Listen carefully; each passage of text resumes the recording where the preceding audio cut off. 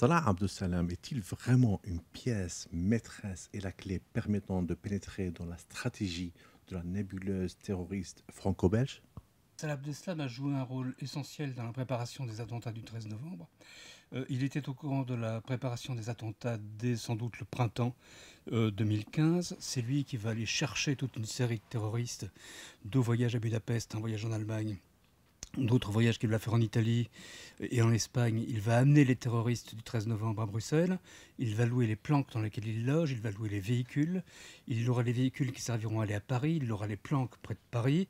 Et après les attentats du 13 novembre, quand il n'arrive pas à mourir dans les attentats comme il le souhaitait, il revient à Bruxelles et il se cache pendant 4 mois avec les gens qui préparent la suite. Et d'ailleurs, on a un message dans lequel il dit « J'ai hésité, je ne suis pas reparti en Syrie, j'ai préféré rester à Bruxelles avec les frères pour finir le travail. » Salah Abdeslam, actuellement incarcéré en France, refuse de parler au juge depuis sa mise en examen le 27 avril 2016 pour assassinat terroriste. Qu'est-ce qui se cache derrière le silence? Je pense qu'il se passe simplement le fait qu'il ne reconnaît pas l'action de la justice. D'ailleurs, on l'a vu ce matin au tribunal, quand il a été au tout début du procès, une chose aussi simple que décliner son identité. Normalement, au procès, le prévenu se lève et dit « je m'appelle X ou Y ». Il a refusé de se lever, il a refusé de répondre. Il ne reconnaît pas simplement la justice. Il estime probablement dépendre d'une justice supérieure à celle du tribunal de Bruxelles. L'arrestation de Salah Abdeslam le 18 mars 2016 a sans doute précipité le passage à l'action le 22 mars 2016. Peut-on parler d'une cellule dormante qui peut agir en Belgique à tout moment? Alors, c'était pas la cellule à laquelle participait encore Salah Abdeslam au moment de son arrestation, en tout cas dans les jours qui ont précédé, n'était pas une cellule dormante, c'était une cellule active, puisqu'elle avait préparé les attentats de Paris et préparé d'autres attentats. Alors la question, est-ce qu'il y a d'autres cellules dormantes ou actives préparant des attentats en Belgique et en France?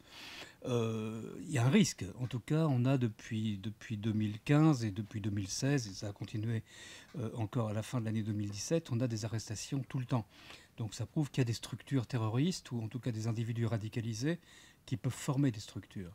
Maintenant, est-ce qu'il y en a aujourd'hui qui préparent quelque chose? Ça, il est impossible d'y répondre, bien sûr. Salah Abdeslam est-il vraiment un vrai stratège dans une organisation terroriste ou un simple logisticien qu'il avait l'intelligence d'un cendrier vide, comme il avait qualifié son avocat Sven Marie? Je pense que c'est ni l'un ni l'autre. Abdeslam n'est pas un grand stratège, ça c'est sûr, mais il a joué un rôle très important. On peut dire que le rôle d'Abdeslam a été aussi important que celui d'Abaoud. Abaoud était plus un commandant militaire, Abdeslam était plus un chef de la logistique. Mais il a montré dans la préparation des attentats et dans l'organisation de cette logistique, il a montré une constance et une aptitude au secret, alors que c'est plutôt un voyou qui aime se vanter, qui montre qu'on est en face de quelqu'un qui est intelligent. Le qualifier de petit imbécile ou de cendrier vide ou d'homme au cerveau d'une grande vacuité, c'est une technique de défense de son avocat qui voulait simplement dire oui, Abdeslam, il a fait des bêtises, mais il s'est laissé entraîner, il ne savait pas très bien ce qu'il faisait. Non, très clairement, toute l'attitude d'Abdeslam montre que depuis le début, il sait ce qu'il fait, et il l'a toujours su, et son attitude aujourd'hui au procès montre qu'il reste dans cette logique. Claude Moniquet, je rappelle que vous êtes spécialiste du contre-terrorisme. Merci beaucoup pour ces éclaircissements. Merci.